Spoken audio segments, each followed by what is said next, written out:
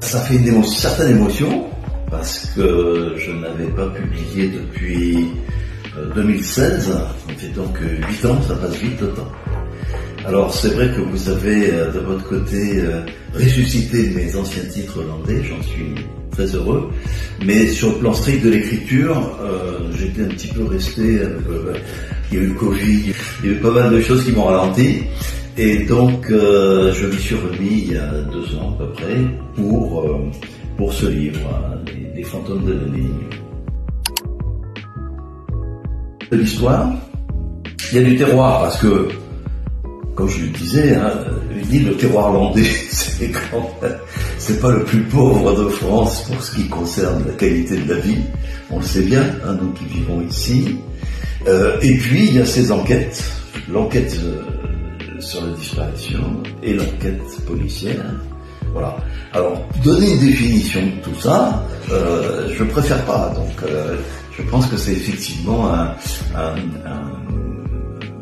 une association de plusieurs thématiques romanesques. Alors, sur le plan personnel, il se trouve que la ligne de démarcation, puisque c'est, je dirais, un des personnages principaux virtuels aujourd'hui, mais qui a bel et bien existé, la ligne de démarcation passait par chez moi, passait par la maison, mais il y a un parc autour de la maison, une allée de tilleuls qui fait une centaine de mètres, et au bout de cette allée de tilleuls, il y a la route qui va de Mont-de-Marsan à Saint-Sauvé.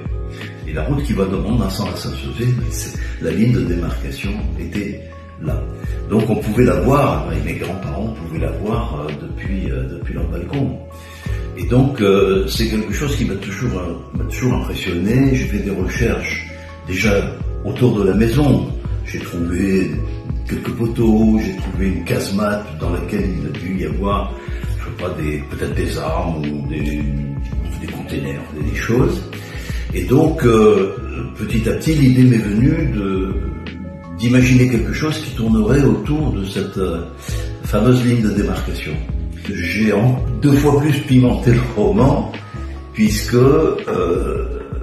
entre 1942 et 1983, ce sont les 2 périodes du roman qui s'entremêlent par l'intermédiaire d'une petite fliquette, une inspectrice d'Interpol, qui dans les années 80 vient d'Allemagne, elle est allemande, elle vient d'Allemagne pour enquêter sur les crimes de guerre.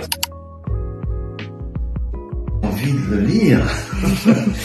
Je pense que les gens qui me connaissent pour ce que j'ai écrit sur les Landes, il y a plus d'une demi-douzaine d'ouvrages, retrouveront un certain nombre de choses mises en perspective dans une histoire différente, évidemment, de celle que j'ai écrite jusque-là.